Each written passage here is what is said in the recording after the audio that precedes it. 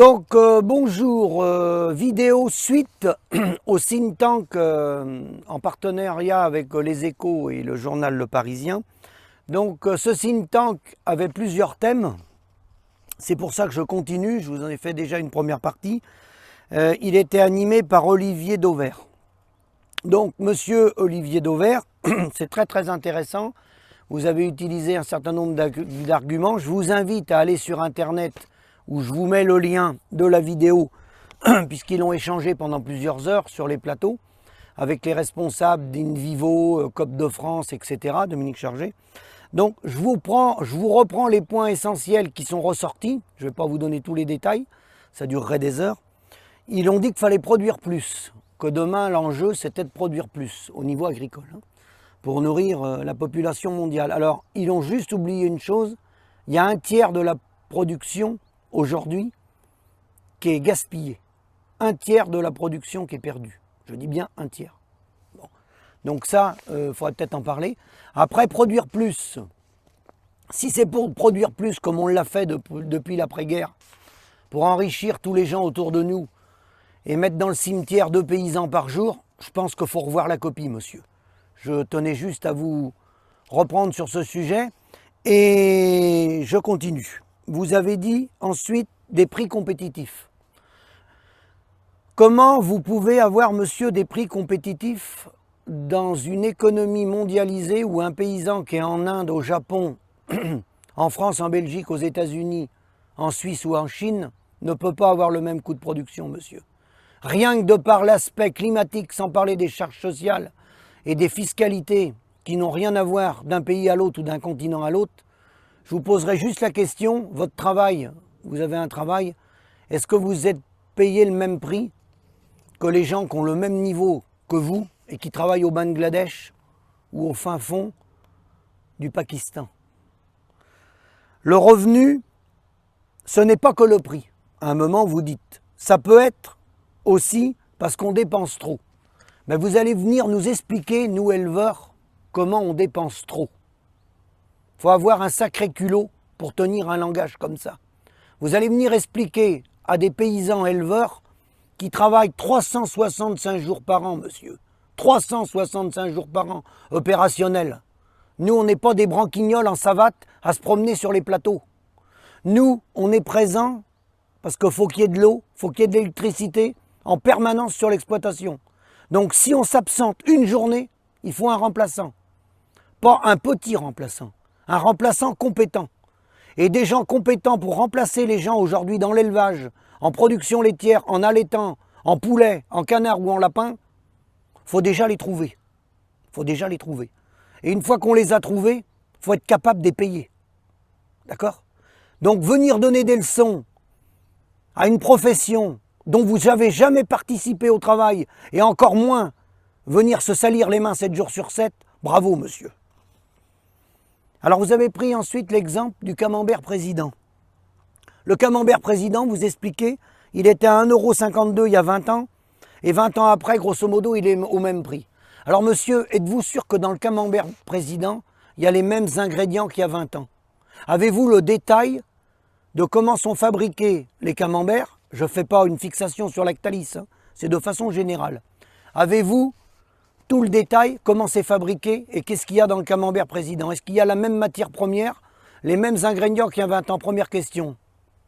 Il faut y répondre. La deuxième chose, pouvez-vous m'apporter la preuve? On va prendre l'exemple du camembert président qui est vendu chez Leclerc, c'est un exemple. Pouvez-vous m'apporter la preuve que depuis 20 ans ou 30 ans, les magasins Leclerc sont en faillite? Qu'ils ont fait des déficits importants et qu'ils ont dû être relevés par l'État tellement il avait du mal à faire face dans leur structure? Je ne crois pas. Pouvez-vous m'apporter la preuve que le groupe Lactalis, qui vend le camembert président, vous avez pris un bon exemple, pouvez-vous m'apporter la preuve qu'ils n'ont pas réussi à payer leurs salariés, qu'ils ont fait des plans de licenciement et que l'État est obligé de reprendre une partie du capital de Lactalis tellement ils sont en difficulté? Je ne crois pas, monsieur. Donc je crois que le problème, il est ailleurs. Évitez de le contourner, regardez-nous droit dans les yeux et répondez aux vrais problèmes. Ensuite, vous parlez d'expertise. Pour faire un vrai débat, il faut être des vrais experts et non des militants qui sont contre tout ou des syndicalistes de tout bord il faut être des vrais experts. Eh bien, si vous voulez être des vrais experts, les vrais experts, monsieur, ils sont sur le terrain. Les vrais experts. Parce que quand il y a un travail, nous, on ne réagit pas. Quand c'est le vendredi après-midi, on ne donne pas rendez-vous comme la MSA, les cellules d'urgence, le lundi matin ou le lundi après-midi. Quand il y a une urgence, nous, le vendredi à 17 h, on y répond à 17 h 15 ou 20. Si on a des animaux, des vaches à véler, on y répond en immédiat, nous. Voyez-vous? Je crois qu'on n'est pas sur la même planète, monsieur. On ne veut pas parler des mêmes choses. Trouver aujourd'hui quelqu'un qui est présent 7 jours sur 7, avec 70% des paysans qui ont moins du SMIC, et 35% qui ont moins de 350 €, je crois qu'on ne fait vraiment pas partie de la même planète, monsieur. Je crois que vous êtes à des années-lumière de la réalité du métier d'agriculteur. C'est bien clair que vous êtes à des années-lumière, complètement à côté de vos pompes. Ensuite, je continue. Redonner du sens au métier. Ah ben oui, alors là, ça c'est une belle phrase. Parce qu'effectivement, comme me dit un copain vendéen, ça ne rime plus à rien notre métier, et c'est sûr qu'il n'a plus de sens. Alors ça, c'est sûr qu'il n'a plus de sens. Investir des centaines de mille euros pour gagner moins du SMIC, alors ça, je vous l'accorde, ça n'a pas de sens. Hein, ça, je vous l'accorde. Hein, ne pas être capable de se faire remplacer par de la main-d'œuvre rémunérée quand on va se faire opérer, je vous l'accorde, ça n'a plus de sens. Ça, je vous l'accorde. Ensuite, il est ressorti dans le débat, on ne peut pas forcément payer les produits plus chers, les denrées agricoles. Mais pourquoi voulez-vous les payer plus chers? Il suffit de répartir la valeur ajoutée tout au long de la filière. Pourquoi vous voulez demander à des consommateurs, à des gens qui ont le SMIC ou moins le SMIC? Je vous rappelle que 11 millions de Français gagnent 720 € et moins. Ceux-là, ils ne vont pas acheter la nourriture plus chère. Hein, sachant que les loyers ont augmenté, le coût de la construction, tout a augmenté. L'entretien des véhicules et tout. Les ménages, ils n'ont pas que la nourriture dans leur budget. Et pourquoi voulez-vous l'augmenter? Pourquoi vous ne parlez pas de répartir la juste valeur ajoutée tout au long de la filière, hein, et de laisser créer des empires dans la distribution et dans la transformation qui ont multiplié leur fortune par 5 ou par 10 en 20 ans? Vous n'en parlez pas de ça. Donc voilà, tout ça pour dire que vous parlez d'experts, vous parlez d'expertise, vous dites voilà, il faut trouver des solutions pour redonner sens au métier d'agriculteur. Mais vous savez, monsieur, c'est très très simple les solutions. Vous savez, quand les gens gagnent leur vie, mis à part si les métiers sont très très ingrats, mais des métiers ingrats, il y en a. Vous avez des gens qui travaillent la nuit, vous avez des gens qui travaillent dans des conditions difficiles dehors. Je pense notamment au métier du bâtiment ou autre. Mais il n'y a pas que cela, des horaires décalés. Les gens, ils acceptent de faire si à la fin du mois, vous voyez, il y a la petite récompense à la fin du mois. Mais quand il y a à la fin du mois, il y a des dettes, qu'il y a que des contraintes et qu'il n'y a pas de revenus, ça ne le fait pas, monsieur. Ça ne le fait pas sur le plan économique, ça ne le fait pas sur le plan humain. Parce que les femmes, c'est plus les femmes d'après-guerre. Hein. Les femmes d'aujourd'hui, les jeunes femmes, et elles ont raison, c'est elles qui ont raison.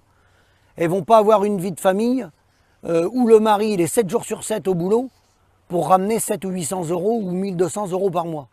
Parce que s'il ramène 1200 € par mois, bah comme dit mon copain de Vendée, il vaut mieux aller enfiler des perles ailleurs. Voilà la réalité de la situation agricole. Le problème, il est le revenu. La répartition de la valeur ajoutée de nos produits, des parts fermes, quel que soit le produit.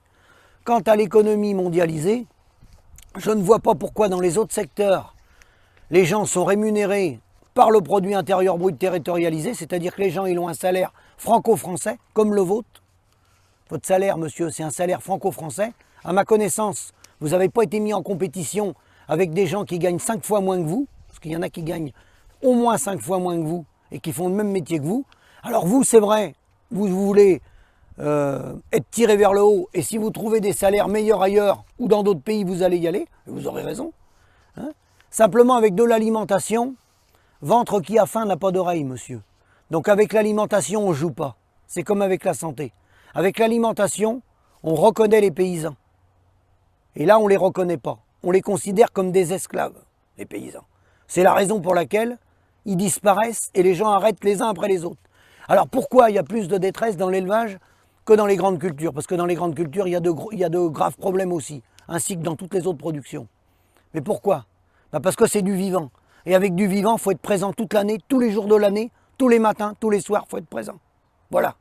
Et je pense que de parler sur des plateaux d'expertise sans avoir travaillé avec du vivant, c'est vraiment une incompétence, une très grande incompétence. Pour parler de ce métier-là, il faut l'avoir pratiqué, il faut l'avoir vécu.